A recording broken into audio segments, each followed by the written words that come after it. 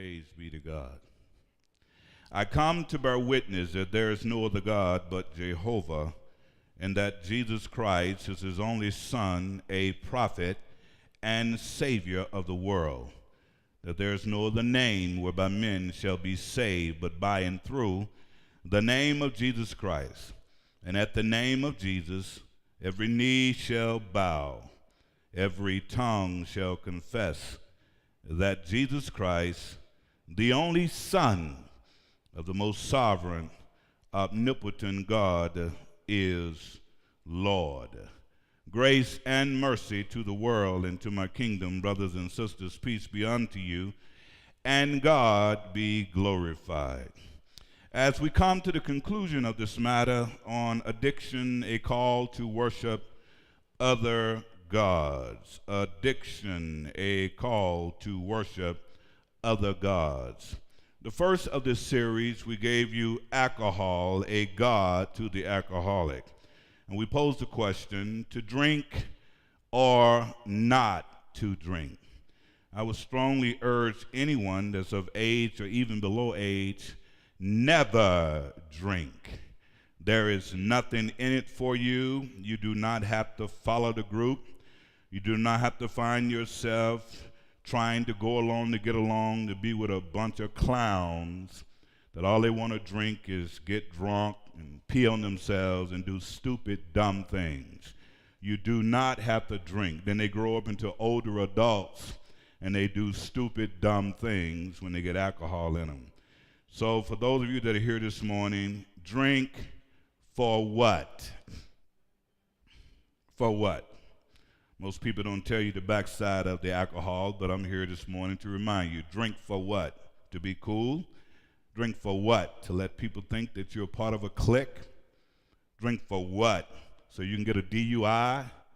Drink for what? So you can get molested or raped by some drunk person that's around you?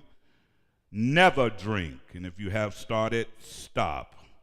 So we dealt with alcohol, the god to the alcoholic. The next one we dealt with was sex addiction, the god of the flesh. And that we shared with the young people, you never want to start having sex early, because if you do, you will. I didn't say you may. I didn't say you probably will. I say you will become a sex addict. Because sex is not for teenagers. Sex is not for anyone that's not married. If you're not married, you should not be engaging in any form of sex, period. Married people barely can handle it, because married folks are wrestling with all kind of demons that they created before they got married having sex. So sex is a very, very serious thing. Matter of fact, it's going to be one of the most difficult things you're going to deal with for the rest of your life. So why start early when you know your mind ain't ready? So we dealt with sex addiction, the god of the flesh. Last week we dealt with heroin, the opioid nod to other gods. Heroin, the opioid nod to other gods. That simply means that when you're doing heroin, opioids, and anything of that nature, you're going to find yourself stuck in a conundrum, like we see people walking the street talking to themselves. I don't know if you've seen it, but I see it on a regular basis, walking down the street talking to themselves and answering themselves back without anything in their ear nor around their neck. They're just gone. They're gone with the wind because their minds are just jacked up. So the question is, why even allow yourself to be so idiotic to use drugs? If life is hitting you hard, then you need to find a place where you can go to get counseling, a place where you can go where someone can talk to you about it. Why double the trouble? You double the trouble when you use drugs, because you're trying to escape from a reality, and all you've done was created a more vicious and addicted to reality that is designed to take your mind. So we shared heroin, the opioid nod to other gods. And today, we're going to deal with the subject matter of cocaine and crack, a spirit of witchcraft. Cocaine and crack, a spirit of witchcraft. Now, it's important for you to understand is that cocaine and crack is the god of your will. You know how you want to stop doing something, but you can't because the addiction itself kind of pulls you in the opposite direction that you want to go in. So cocaine and crack, witchcraft, become the god of your will. And how do you know that your will have been harnessed? How do you know that you're no longer in control of your will? You know it when you want to stop doing something and you just can't stop. You know it when you try to get by something and you try to go to another level in something, but the drug is always pulling you back. Now, we're living in a season now where many people was looking at heroin and opioids as something that was terrible. Well, it was, but when we go back to the 80s, late 70s and early 80s, we'll see that cocaine and crack cocaine was the drug of that decade, 80s, 90s, and all the way up to 2000, and even to this day is still dominating culture. But it would be fitting for me to read for you Galatians chapter 5, where the text is being extracted from. Galatians chapter 5, starting at verse 19 through 21, and it reads, it says, "Now the work of the flesh are manifest, which are these: adultery, fornication, uncleanness, lasciviousness, idolatry, hatred, variance, emulation, wrath, strife, sedition, heresy, envying, murder, drunkenness, and reveling, and such like, of which I've told you before, as I've told you in time past, they that which do such things shall not inherit the kingdom of God." Now, what does that mean? That simply means that if you're out doing drugs, and remember we said witchcraft, and you'll find in verse 20 where it says idolatry. So anytime you're using drugs and that drug become your primary, you have now substituted God for that drug. That's practicing idolatry. Then it says witchcraft. Anything you put before God, other than God or other than yourself, you're moving into witchcraft. So when you become addicted to a particular drug, you are now practicing witchcraft. And many of the therapists do not want to go that far, that deep, because they like to make people think that it's something that they can control. Well, the enemy wants your mind. The devil is looking for your mind. He wants your mind. And he don't care how he gets your mind. He would get it by any wicked, filthy, smirky, scoundrel means necessary. He wants to take you over. So when life hit hard and often, that doesn't mean you run to drugs. When life hits hard and often, that doesn't mean that you decide that you're going to mess up your life even more by doing criminal behavior and or by using drugs. When you do that, you're playing right into the devil's hand. So something else that I want you to know, I want you to be cognitive of, and that is that your brain becomes the playground of the devil when you are doing drugs.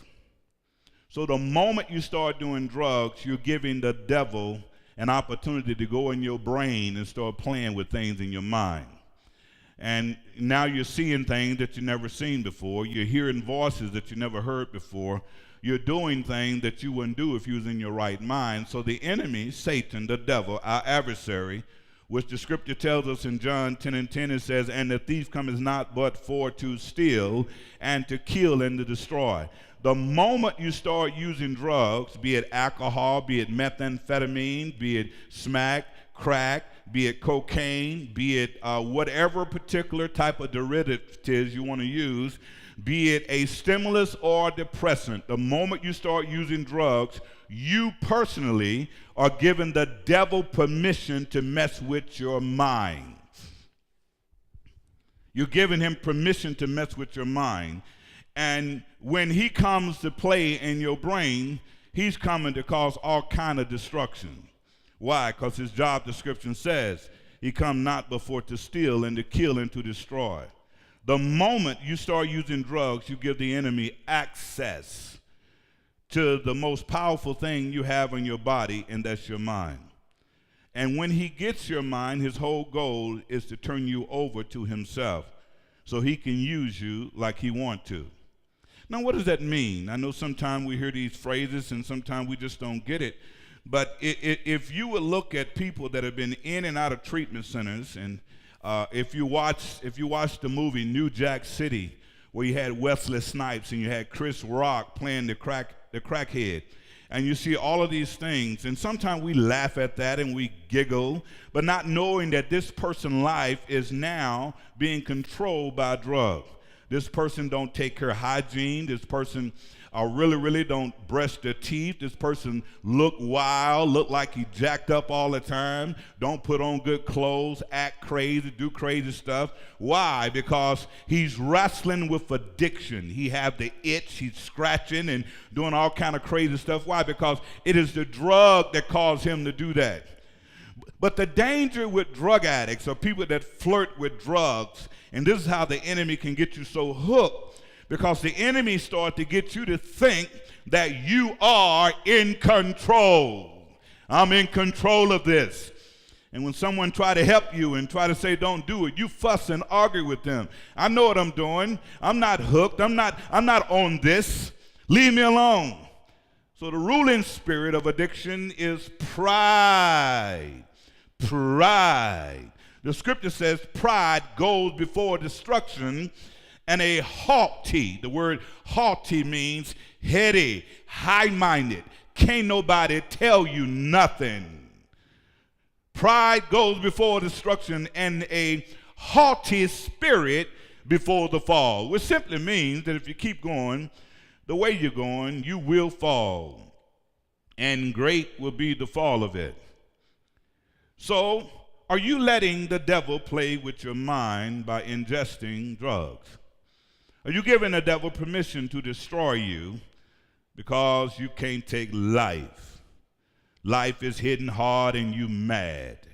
It's kind of like life hit hard and then you go shoot yourself. How did that work for you?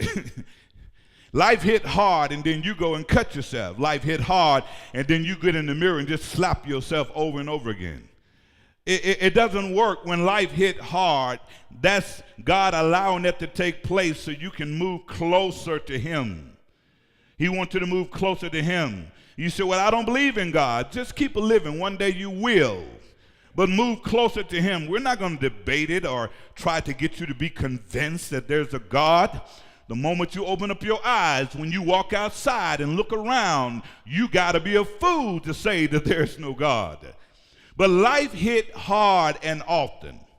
And many of us in here have been through quite a few things, and maybe you want to do something crazy, but you didn't do it.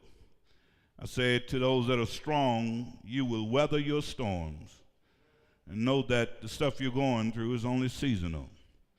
If you can get through this season in your life, God can do some great and marvelous things with you, for you, and through you. So cocaine is a powerful agent of Satan because it takes control at once.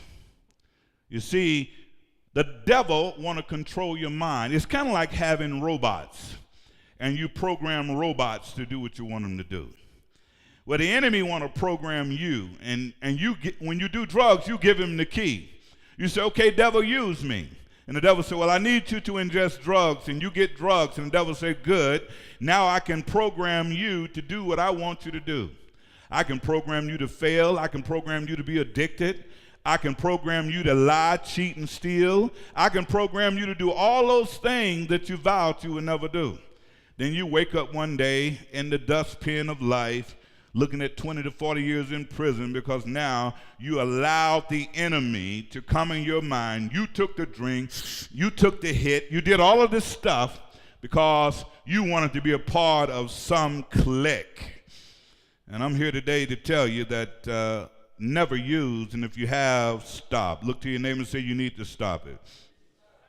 Now just tell them boldly, bump if they get mad, say you need to stop. Now see, witchcraft, according to the Greek translation, pharmakia.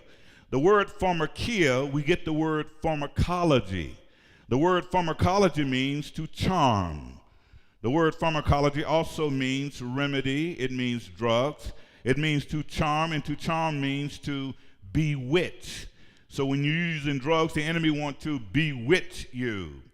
He wants to enchant you. It means to captivate. It means to transport.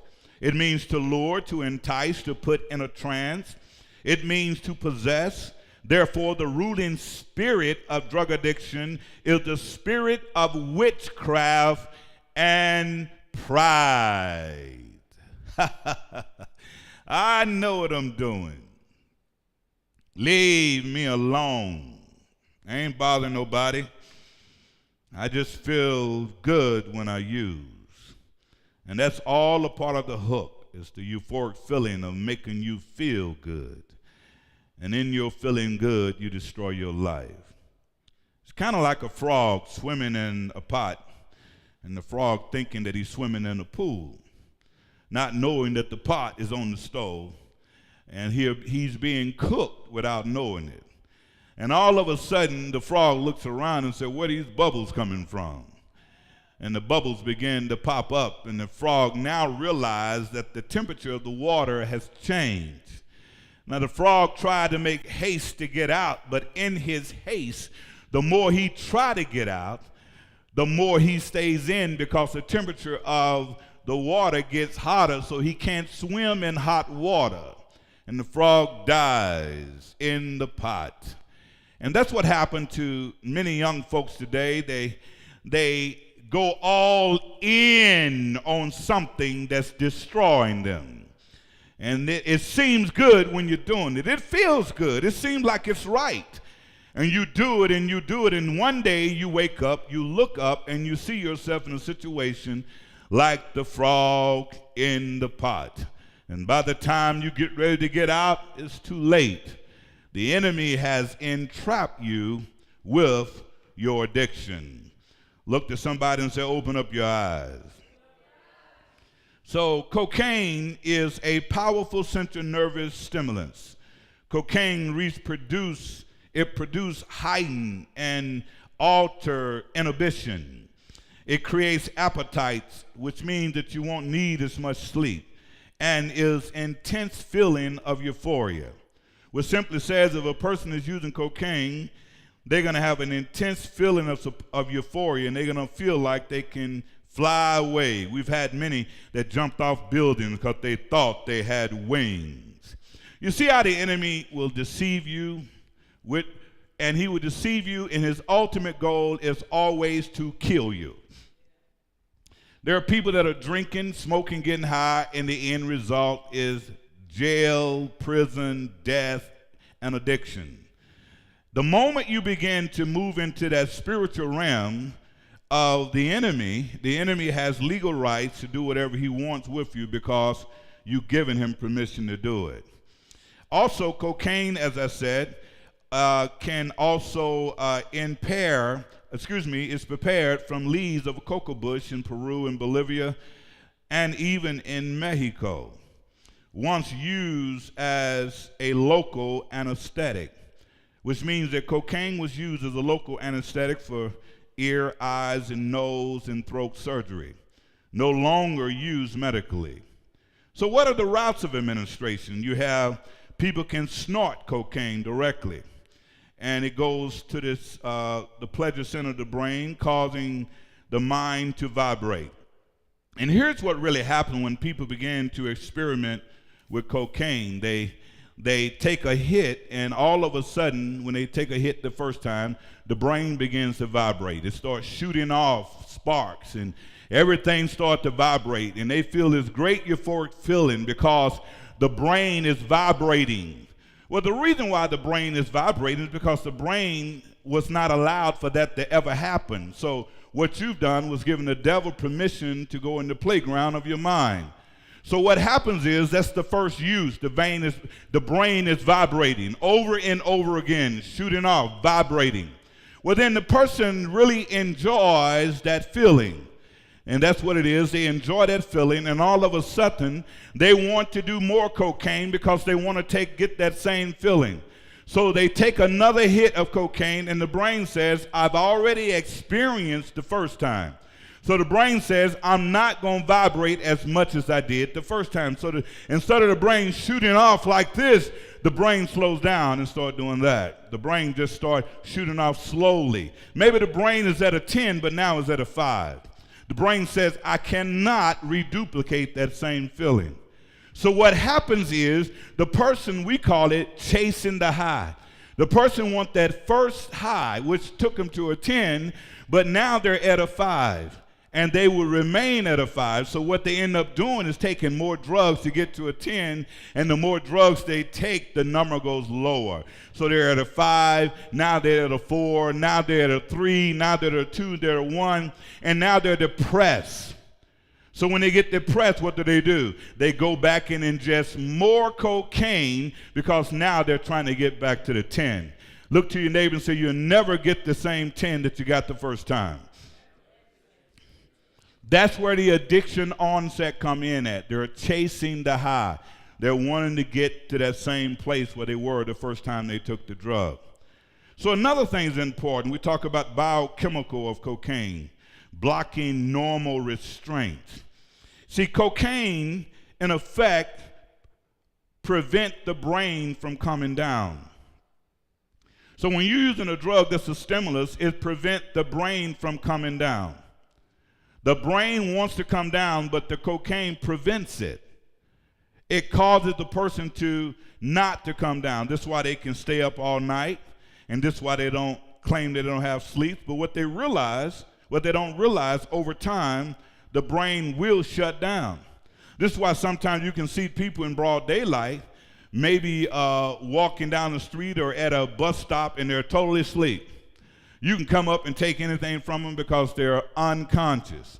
The brain has shut down. The same is true with methamphetamine. Sooner or later, your brain will shut down on you. How many of you have ever been so tired, your body has been so tired and wore out, and you found yourself at a stoplight and you went to sleep? Anybody ever had that experience? Ain't no sense in lying. If you haven't had it, you're going to have it. Okay?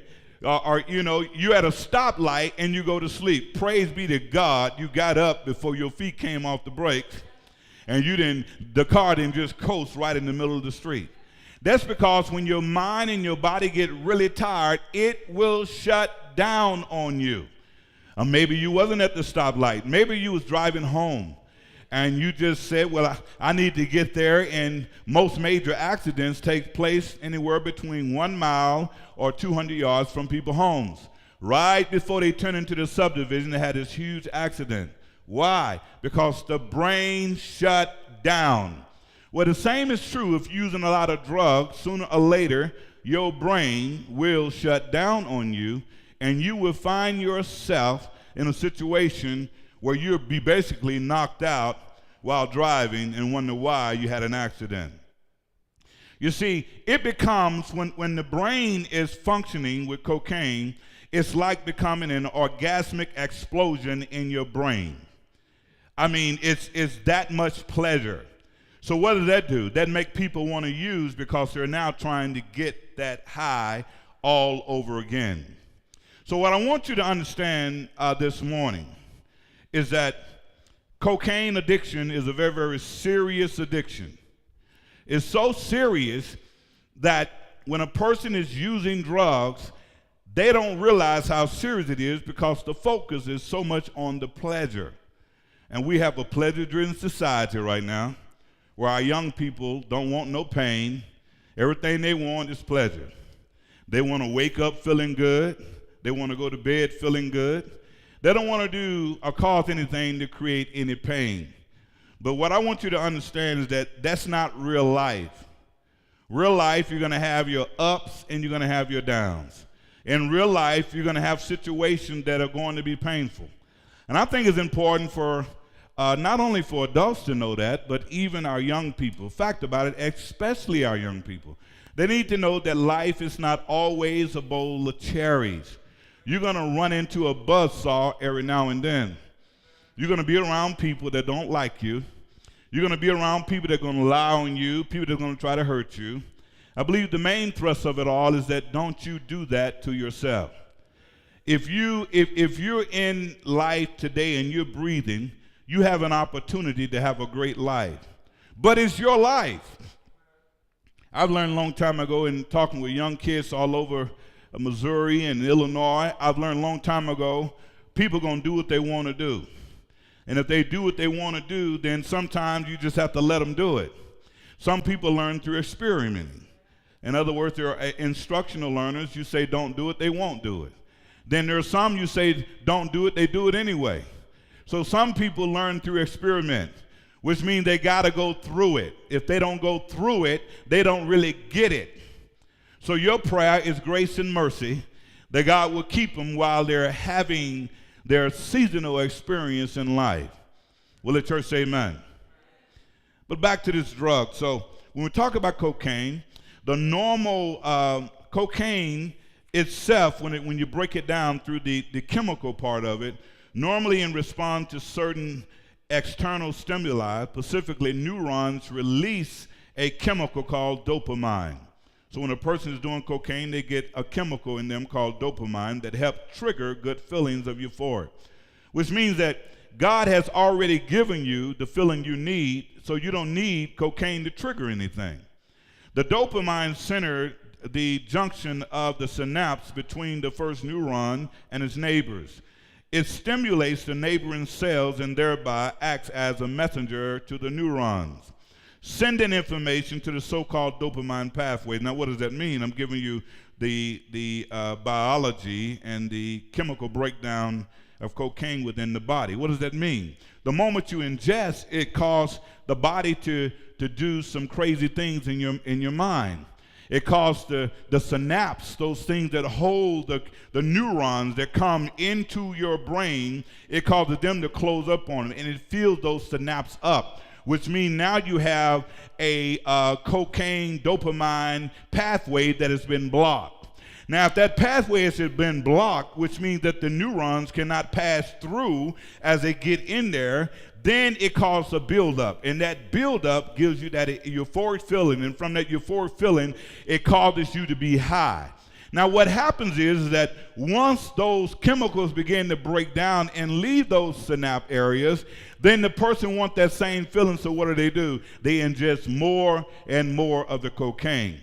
Therein lies the addiction.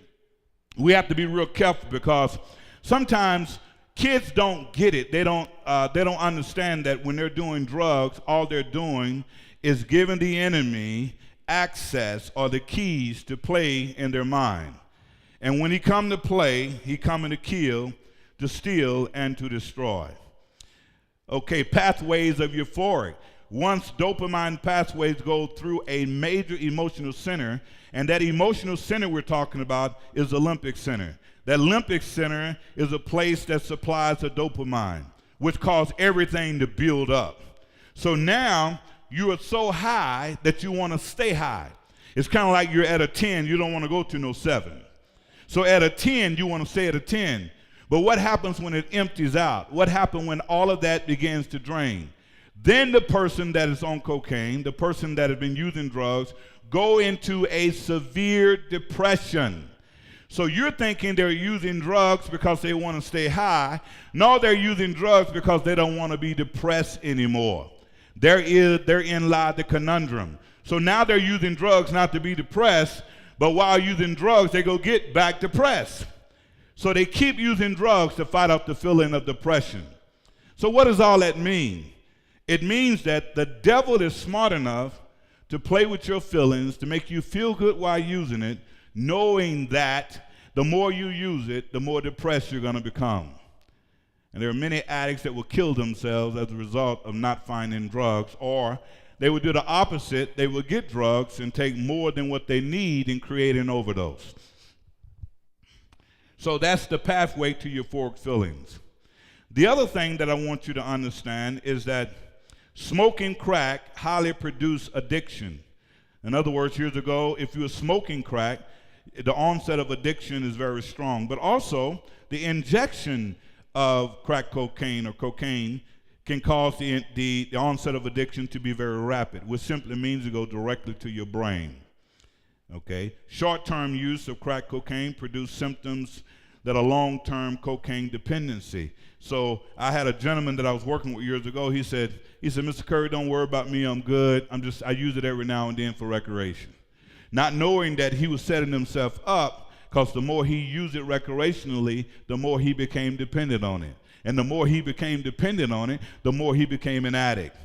It's amazing that when you talk to people that do drugs, how prideful and arrogant they are, because they see life through a whole nother lens. They see it as, I'm in control. They see it as, I got this. They see it as that. And then we have not just major drugs, or shall we say class, these different types of classes of drugs, but we have drugs that are totally accessible to us all the time. How many know what those drugs are called? Totally accessible to us all the time. You're thinking that you can't get hurt by using bare aspirin.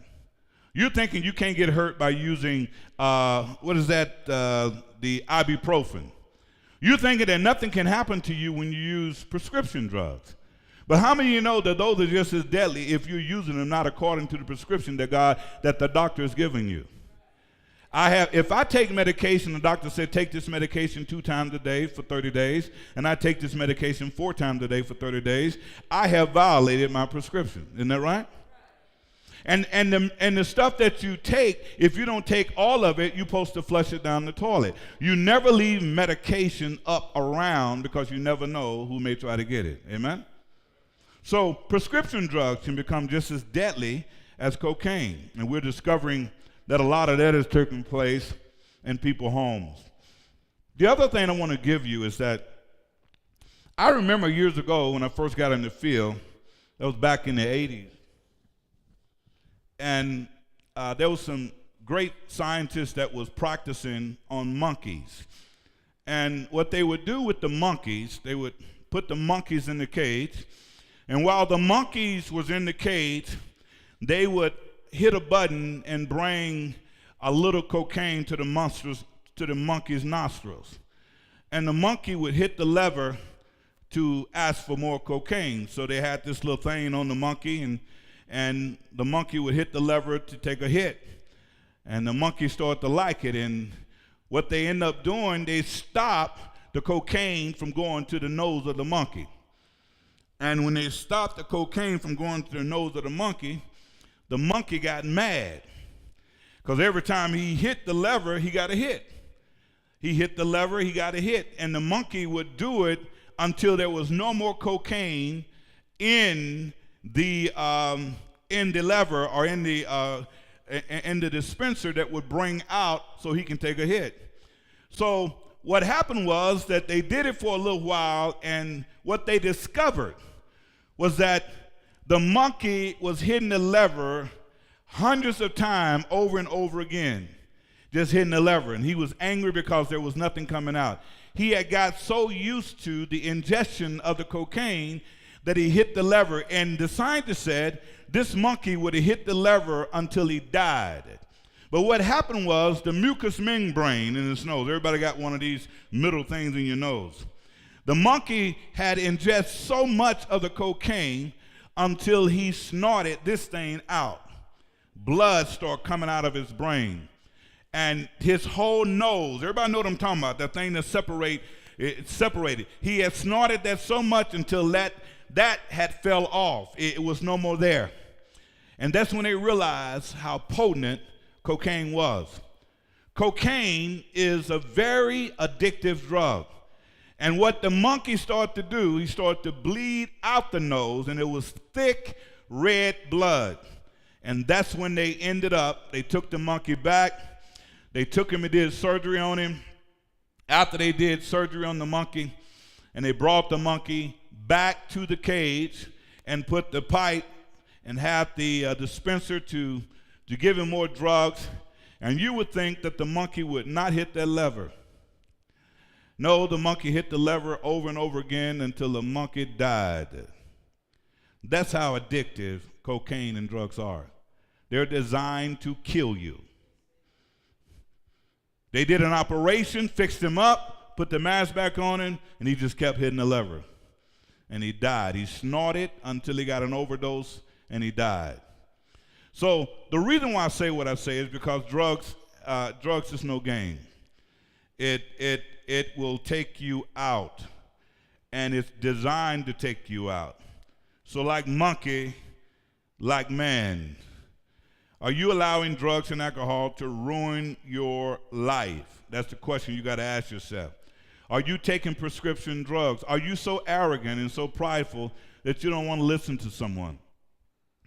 Well, one day you're going to wake up, you're going to be 20 years old, or 25 years old, or 30 years old, or 50 years old, either going in the right direction to reach your goals, or you're going to be stuck in a situation where you can't reach your goals. You have to decide right now, you have to make it up in your mind and tell yourself, I'm going to be great. I am not going to let chemicals mess up my life. And not only do you have to make that decision, you have to be honest about that decision. And you have to look at yourself and ask yourself this question: am what I'm going through is so bad that I can't do the right thing? You know, am I going through something so bad that I can't do the right thing? I can recall growing up, you've heard the story before, where my mother, we being poor, living in a shotgun house, no clothes, and I had to make a decision. My brother was so busy breaking in people's houses, stealing stuff. He was just a straight up thief, breaking in people's houses, stealing stuff, drinking, smoking, using drugs. So at 10 years old, I had to make a decision. It was a critical one.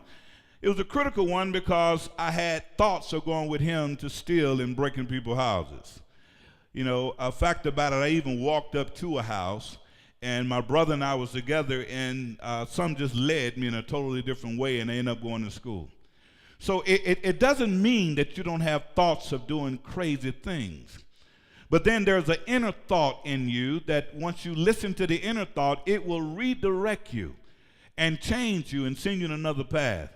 If I had made the wrong choice, I'll probably be in the same position my brother was and is, and wouldn't be before you today. But I went to school. My mother said, I don't have no money to go buy you guys no shoes. I ain't got no money for no clothing, and you guys can go to school, and don't worry about it. I already called the principal and told the teacher that you'll be coming up there. So I went to school for 2 weeks with no shoes on.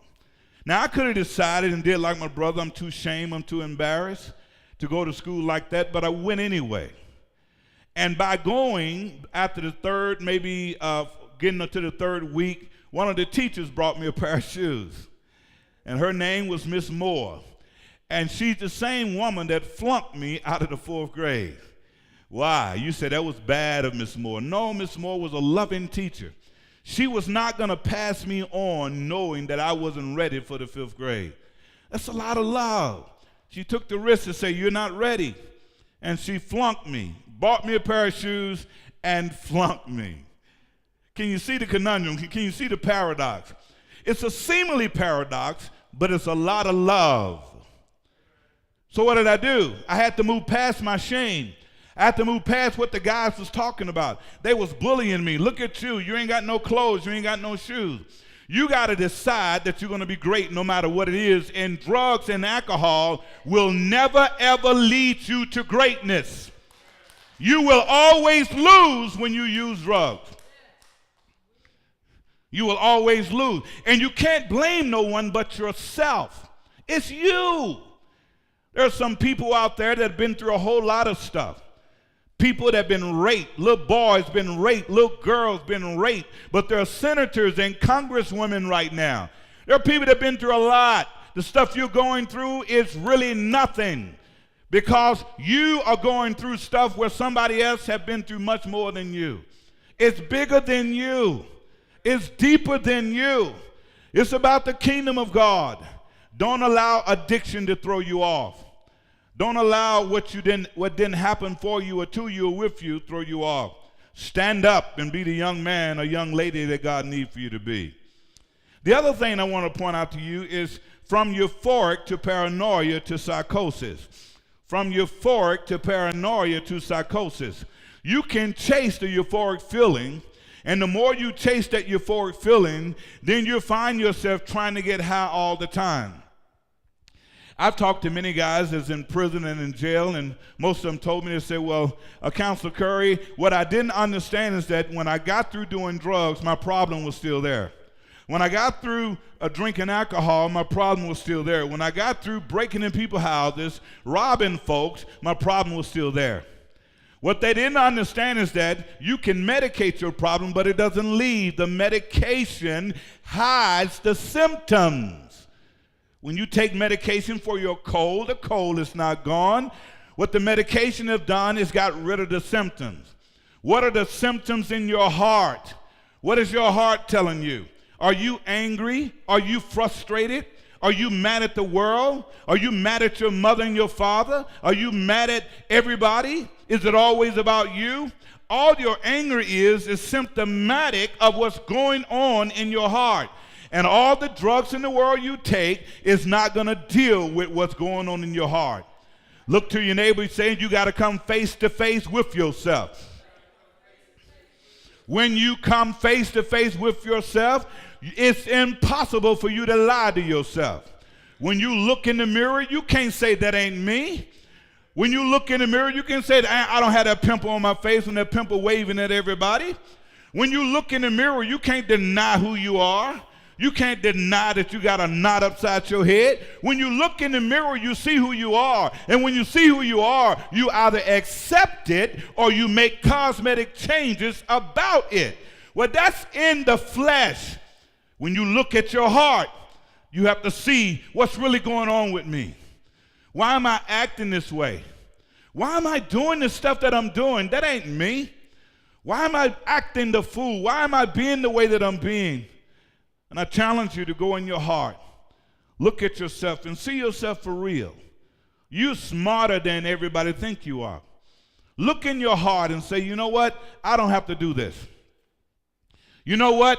I'm better than this. You know what? I'm not doing that no more. Because the true test of the matter, if you win, people will celebrate you. If you lose, they're going to talk about you. It's your life. Choose to win. And doing drugs, you're not going to win. And don't be one of those people who say, well, I tried it and I used it for 3 or 4 years and I'm still going to be successful. Well, look at all the time you made a mess in your life. Look at all the people you hurt. Look at all the people that see you differently. Look at all the people that look at you in a way where say, wow, this person here, you know, he's a risk taker. He just do stupid things just to see how it's going to work. Look at the people you've hurt. Look at the people that you've caused discomfort to while you're experimenting.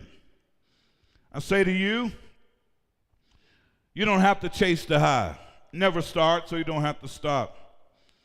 You see, when you experience doing drugs, there's some things that just happen, and addiction comes on quickly, especially with cocaine, methamphetamine.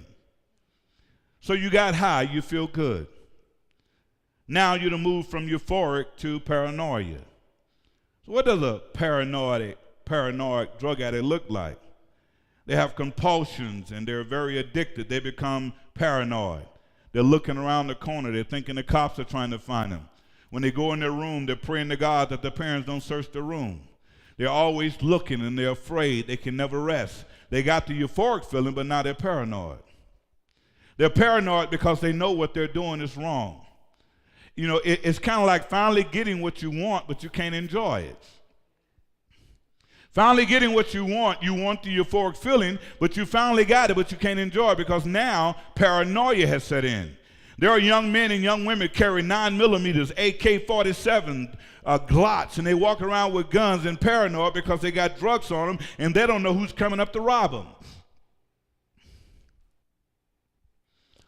It is a paranoid lifestyle that leads to death, jails, and prison. If you're doing drugs, you're on your way to one of those places: death, jails, or death, addiction, and prison. That's it. And if you become addicted, now you got to steal because you're too lazy to work. Ain't nobody going to give you no job because you don't want to work. You want something free. And that's what couple. Why? Because you don't want the pain, you want pleasure. You don't want the pain, you want pleasure. And how some people want so much pleasure, you heard me say before, they become lack and slack. If you're lack and slack, that means you're slacky and lackey. You don't want to do nothing where it's going to cause you to get some work in. Why? Because you want it quick. I heard a young man while working in prison, he said, Counselor Curry, he came up to me, and it was amazing that he came up to me kind of in a bold fashion, and he said, man, I see you walking around here with them shoes on, and you looking all nice and everything. He said, man, if I caught you in my neighborhood, man, you'll be the type of guy I'd rob. I looked at him and said, I ain't going to tell you what I really said, but he got the message. He said, you'll be the type of guy that I rob because, he said, I know you got something else. And then, you know, how some young people want what you have that took you 40 years to get. Now, this is lazy generation I'm talking about.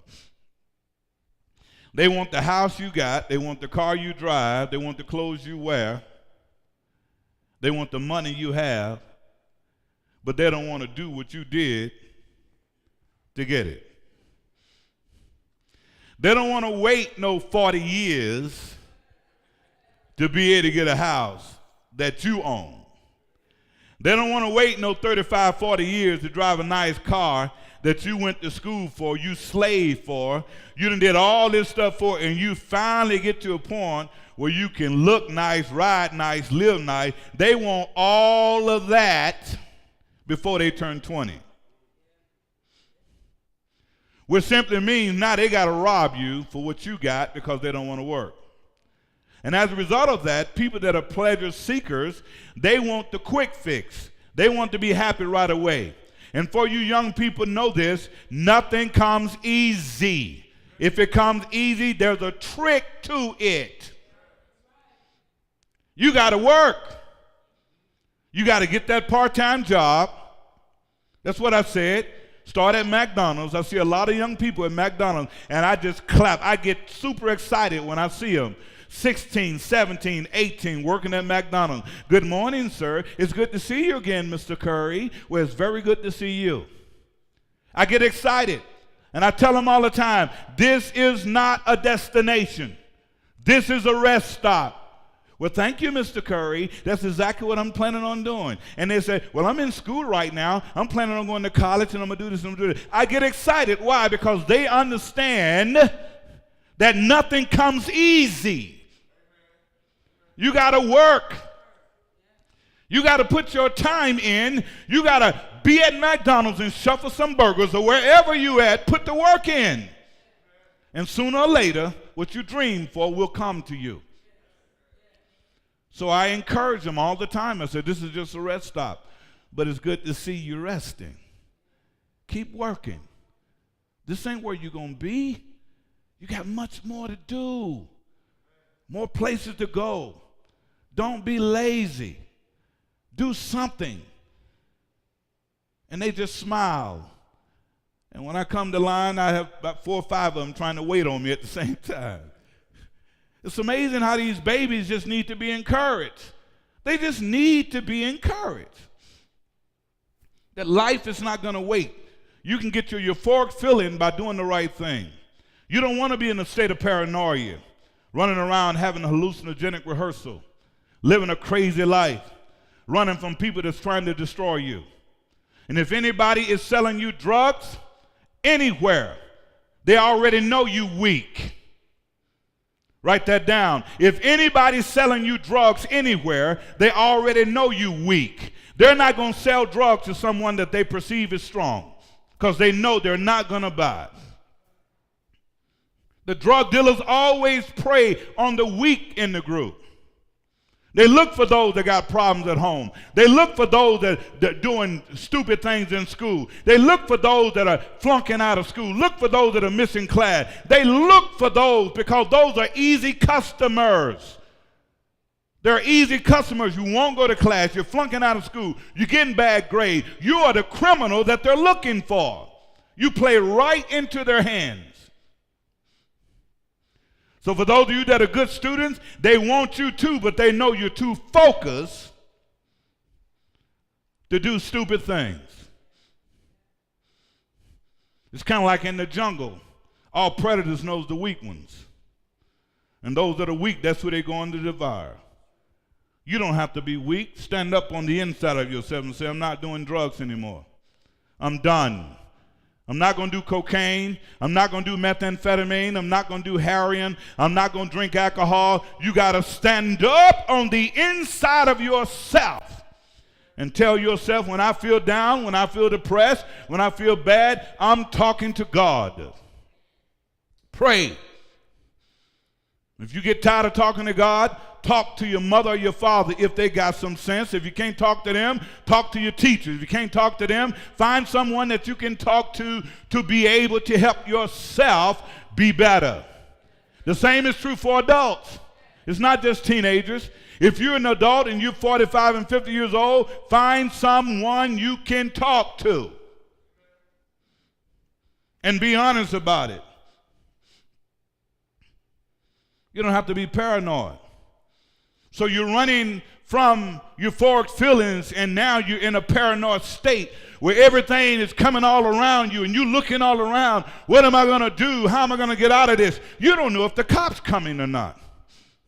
You've heard me say it many times before. If you bought drugs or sold drugs for more than 30 days, undercover agents already know that you're in it. Don't be an idiot. I know undercover agents all through the Metro East area. If you bought drugs or sold drugs, they already know you're doing it. It's just a matter of time before they reel you in. And we have all these little slick guys thinking don't nobody know. You're not that smart. FBI will put somebody your age that you think your age. You have young people that are 25 and 30 years old, look like they're in their teens. They'll put somebody right in your group. And you thinking you buying from a slick, no, you think you're buying from a slick so-called drug dealer, you're buying from an FBI agent.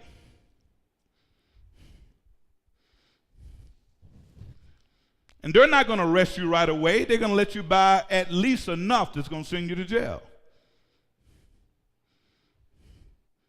And you're thinking that, well, I'm getting away with it. No, you're the frog that's being cooked and don't know it. Now, see, there are some that I shared this with, they didn't believe this. Oh, well, they're just him talking. Okay, yeah, all right, holler back. Let me say it again. If you bought drugs or sold drugs within the last 30 to 45 days, you have already bought or sold from an undercover agent. Take it to the bank. You're not doing anything different than was already done. You're not the special one, okay? You're not doing anything different that has not already been done. Most colleges, most high schools, most grade schools already have people in place that already know who's buying from who. You're thinking they don't know because you're out in a place where you think, well, they didn't see you. They got cameras everywhere.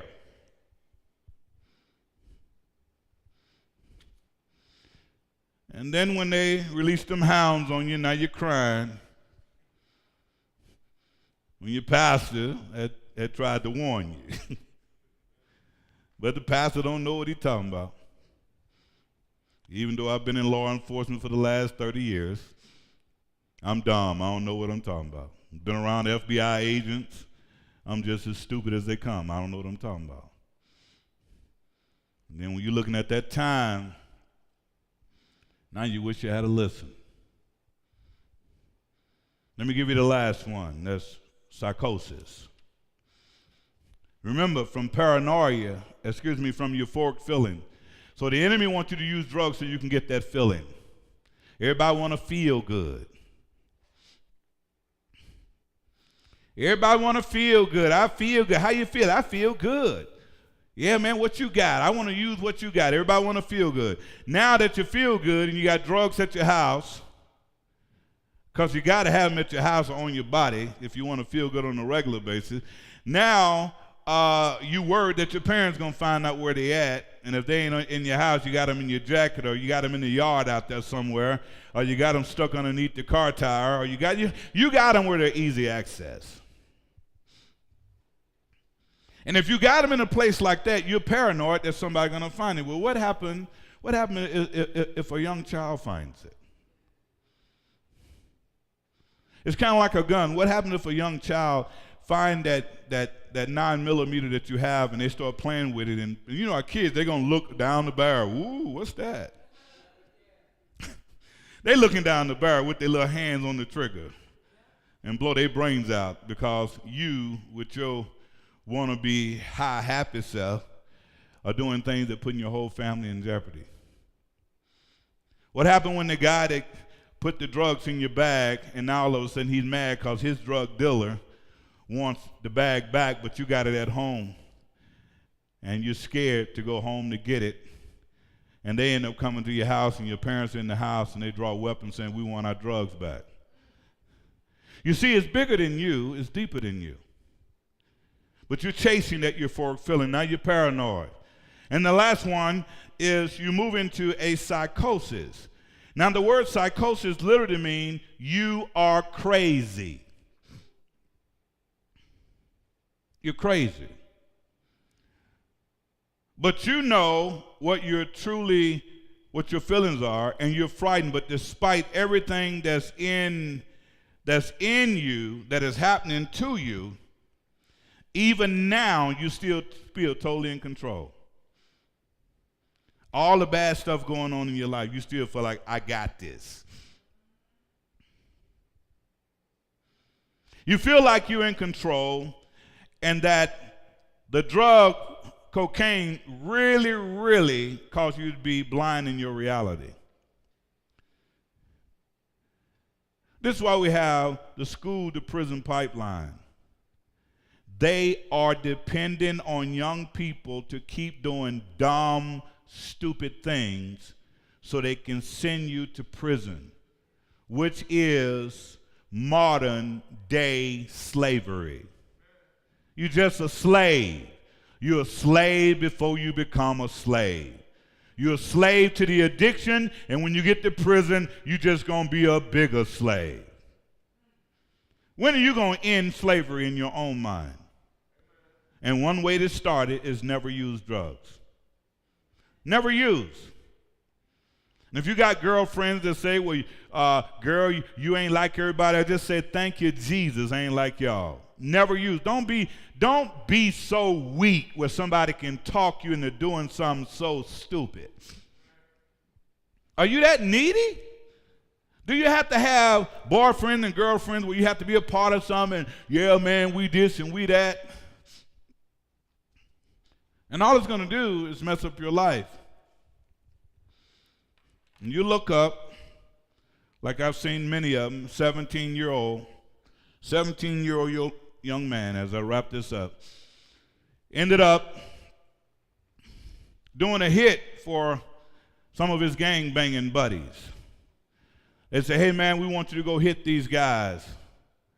And there was 3 guys that they wanted him to do something to. They said, man, take care of that. He went over, got his little 9mm, caught all 3 guys, had them to line up, get on their knees. When they got on their knees, he shot them twice in the head and 1 in the heart. He's 17 years old. Why? Because he wanted to be a part of the gang. He thought by being a part of the gang, he going to get status. Not knowing that the gang manipulated him to kill 3 people that they wanted killed, but they knew he was dumb enough to do it. So he killed them all, went to jail, and thought it was okay, went to prison, bragging about what he did. And he gets in prison, and while in prison, he's still bragging. And all of a sudden, he realized that the judge gave him 20 to life in prison per count. That means that when he finished 20 years of doing 20 years for the first guy, he had 20 more to do for the second guy. When he did 20 for the second guy, he had 20 more to do for the third guy. So he's looking at 60 years and without probation or without parole, 60 years, and one day, after about 6, 7 months of understanding what really took place with him, we had him he was over in the cell, and he was pretty much trying to handle it until one of the old guys said, man, you're not going to ever get out anymore. He started to cry and weep like a brand new baby, while them same guys that he thought was his friend was laughing at him. Man, you was dumb enough to kill those guys. We didn't mean for you to kill them. We just told you, man, handle that business. And he ended up doing this, and now, to this day, he's still in prison. He's still working on the first charge. Why? Because he wanted to be a part of a gang. He wanted to be a part of a clique, not knowing that the clique was sending him on stupid and crazy missions. So now, he come to his senses. He's probably now maybe 26, 27 years old. Now he come to his senses realizing that the thing that he did was wrong, and he's not going home probably for another 50 to 60 years. So by the time he showed back up on the block, he'll be roughly 75, close to 80 years old. And all that took place at 17. So you may think that you're acting a fool right now, or for young people, you may think, well, I'll get through it. Well, you may not get through it. Maybe you'll do something that can get you caught up, and you're looking at 10 to 15 years in a prison cell, starting at 17 years old. Now, what I've shared with you is a fact. Now, I know the enemy is not going to let some people that hear this message believe that. There's always those that are supercharged and think that happened to him, it would never happen to me. Until one day you wake up and it is you. You in the cell, 3 by 5, 5 by 7. You only come out 1 hour a day. When you come out 1 hour a day, they put you back in the cell for another 23 hours.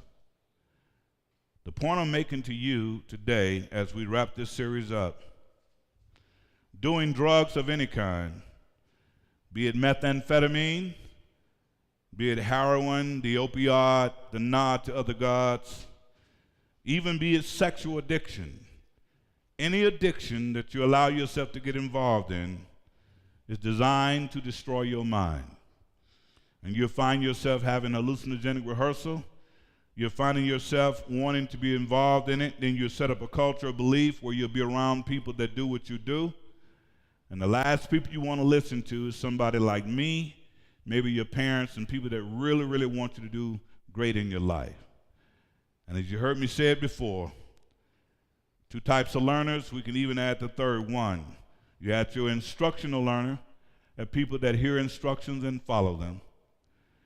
Then you have your learner that have to experiment. And that's people that hear instruction, know the right thing to do, but just got to touch the stove. Mama said don't touch the stove because the stove is hot. But an experimental learner won't believe it.